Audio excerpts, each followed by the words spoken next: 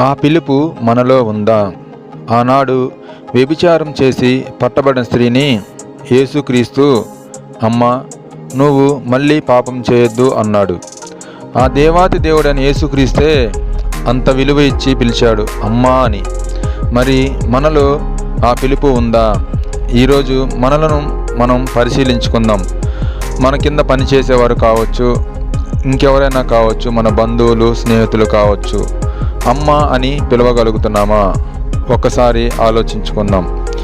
అలా పిలిస్తే మనము దేవుణ్ణి మహిమపరిచిన వాళ్ళం అవుతాము. ఆ దేవుడు మనల్ని చూసి సంతోషిస్తాడు. ఇట్టి విధంగా మనం జీవిస్తే మనకు మేలు. దయచేసి ఆ పిలుపును మనము అలవాటు చేసుకుందాం. ఈ వీడియో మీకు నచ్చినట్లయితే లైక్ చేయండి, షేర్ చేయండి, సబ్స్క్రైబ్ చేయండి. Thank you for watching.